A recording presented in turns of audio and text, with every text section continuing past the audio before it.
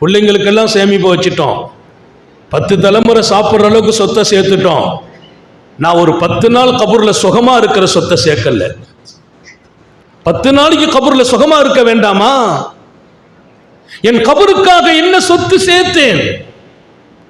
ஓடினேன் என் பிள்ளைகளுக்காக, உழைத்தேன் என் குடும்பத்திற்காக. நான் ஓடும் போது, உழைக்கும் போது பக்கத்திலே பள்ளிவாசலில் அசர் பாங்கு, அந்த பாங்கையும் தாண்டி பக்கத்திலுடைய கடையில் போய் நான் வசூல் செய்தேன் எனக்கு வர வேண்டிய லாபத்தை.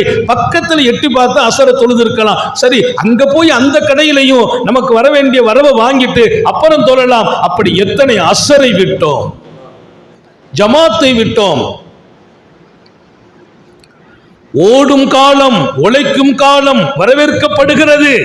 ஓடும் காலத்திலும் உழைக்கும் காலத்திலும், நீங்கள் உங்கள் சந்ததியர்களுக்காக சேர்க்கும் காலத்திலும் உங்களை மாத்திரம் மறந்து விடாதீர்கள்.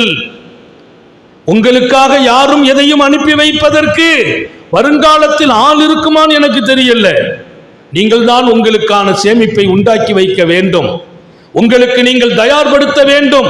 ஸல்லல்லாஹு அலைஹி வஸல்லம் சொல்வார்கள், நீங்கள் ஒரு நாள் ஆற்றல் இழந்து போவீர்கள், செயல் இழந்து போவீர்கள். அதற்கு முன்பு உங்களுக்காக நீங்கள் நிறையவே தயார் செய்யுங்கள். அல்லாஹ் நம்ம எல்லாருக்கும் தௌஃபீக் செய்வானாக. ஒன்றும் பண்ண முடியாது. நம்ம அவ்வளவு சேர்த்திருப்போம், நம்ம கொஞ்சம் வீட்டில் முடங்கிட்டோம். ஒரு வாரம் கவனிப்பாங்க, 10 நாள் கவனிப்பாங்க, 1 மாதம் கவனிப்பாங்க, 2 மாதம் கவனிப்பாங்க, 1 வருஷம் கூட கவனிப்பாங்க.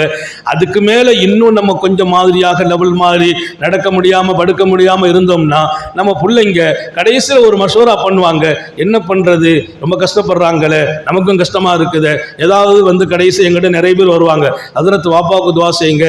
என்னப்பா செய்யணும்? அல்லாஹ் அவங்க ஹயாத்தில் பரக்கத் செய்வான். இல்ல ஹஜ்ரத் நல்லா வாழ்ந்துட்டாங்க, நல்ல வாழ்ந்துட்டாங்க, பேரம்பேத்தி எல்லாம் பார்த்துட்டாங்க. இப்போ என்னப்பா நீ துவா செய்ய சொல்ற? ஏதோ நல்ல மாதிரியா போய் சேரணும், துவா செய்யுங்க.